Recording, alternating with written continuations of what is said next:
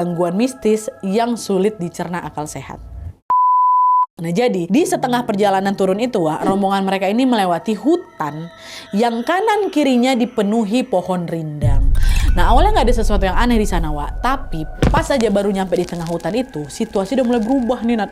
Dari yang awalnya terang benderang kali itu mendadak berubah gelap kayak mau maghrib, langit tuh jadi kayak gelap gitu loh Nah sadar ada yang nggak beres, Hilma nanya ke si Aldo, yang kok suasananya jadi gelap kayak gini ya, ini kita nggak salah jalan kah, kata gitu. Oh nggak kok, udah kamu ikutin aja lah jalan ke depan, toh juga mereka udah hafal kali jalur sini, maksudnya ke kawan-kawan yang lain. Meskipun ragu sama ucapan pacar aku, cuman aku kayak ya udahlah, mungkin memang ini karena hutan kali nih ya, mungkin gegara lebat kali hutannya makanya kelihatannya malam. Tapi waktu aku tengok langit tuh memang gelap. Nah tapi dia nggak mau memperkeruh suasana kan, dah lanjut jalan lagi lah nih si Hilma.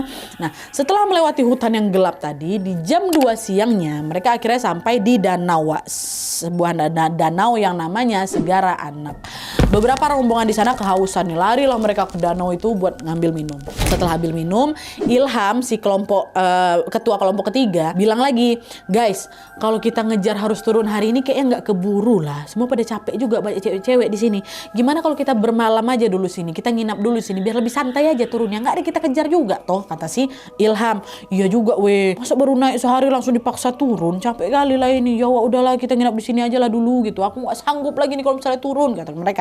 Kata salah satu di antara mereka. Nah karena mayoritas memilih untuk menginap atau bermalam dulu di sana, siang itu pun mereka si Rangga yang tadi maksa turun tuh bilang, oh ya udahlah yuk istirahat dulu kita di sini. Mereka pun mendirikan tenda di dekat danau itu untuk bermalam. Nah selain mendirikan tenda buat beristirahat mereka ini juga mendirikan satu tenda khusus untuk nyimpan perbekalan mereka di situ. Jadi sisa-sisa makanan atau stok-stok makanan masing-masing anggota dikumpulin lah di sana, terus disimpan jadi satu di tenda itu biar lebih rapi gitu loh terus nggak menuhin tenda tempat tidurnya mereka. Udah taruh di sini semua ya, kata. Udah taruhlah di sana. Setelah tenda ini berdiri, semua tenda juga berdiri. Beberapa anggota yang cewek masak lah itu, masak makanan gegara udah lapar mereka. Nah pas lagi masak itu kan Hilma ikutan masak Waktu lagi masak Hilma ini ngeliat salah satu kawan pacarnya namanya Naya. Si Naya ini kok macam gelisah gitu, kayak lagi mikirin sesuatu dia. Kayak gitu Tapi belum sempat si Hilma itu nanya si Naya ini kenapa, tiba-tiba si cewek-cewek yang lagi masak ini semua dikejutkan dengan guncangan hebat dari tenda makanan.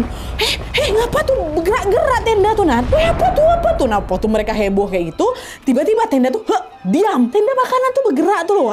Karena penasaran beberapa orang pun langsung lah tuh buru-buru ngedekat ke tenda itu kan. Dan pas nyampe ke tenda tenda makanan itu mereka kembali dibuat kaget lagi karena tenda tuh udah robek dan semua makanan tuh udah berserakan di tenda tuh.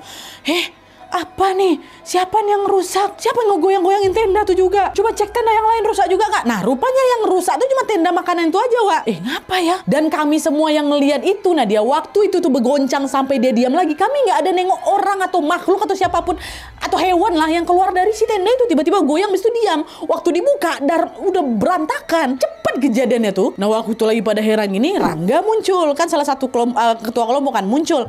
Dia udah tenang aja, ini mungkin udah